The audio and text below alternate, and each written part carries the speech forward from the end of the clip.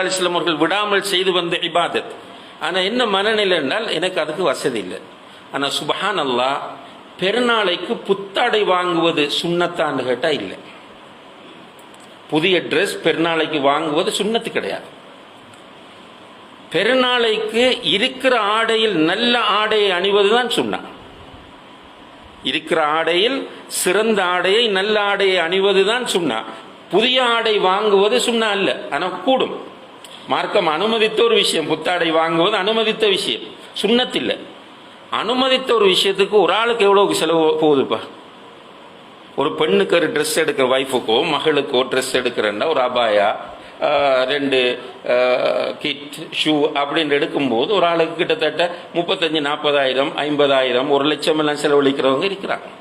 இப்படிதான் ஆம்பளை பிள்ளைகளுக்கு. அது ஒரு பெரிய பிரச்சனையே இல்லை. உடுப்பு எத்தனை வாங்கலாம்.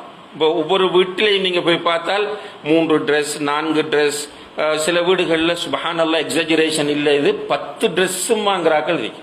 ஒரு ஆளுக்கு 10 உடுப்பு வாங்குறாங்க. அது ஒரு வலியே தரல, நமக்கு ஒரு கவலை அதை ஏற்படுத்தவே இல்லை.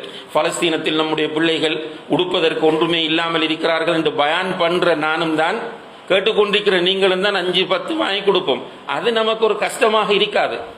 ஆனால் உதுகியாவில் ஒரு ஷேர் சேர்றேன்னு சொன்னா கஷ்டமாகுது.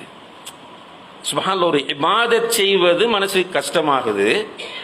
ஆனால் அனுமதிக்கப்பட்ட ஒன்றை ஒரு அத்துமீறி செய்கிற போது, அளவுக்கு அதிகமாக செய்கிற போது கவலை வரல என்று சொன்னால் நம்ம ஒவ்வொருவரும் நம்மை சுய பரிசோதனை செய்து கொள்ள வேண்டிய தேவை நமக்கு இருக்கிறது. எனவே அன்புள்ள சகோதரர்களே, இந்த உதுஹியா என்கிற இபாதத்தில் கவனம் செலுத்துங்கள்.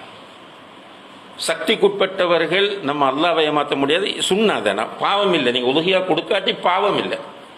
ஆனால் ரசூலுல்லாஹி அலைஹி வஸல்லம் அவர்கள் மூத்தாகும் வரைக்கும் மதீனாவில் வைத்து செய்து வந்த ஒரு இபாதத்தை நம்ம செய்வது என்பது அவர்கள் மீதுள்ள மஹப்பத்தை வெளிப்படுத்துவதாகும்.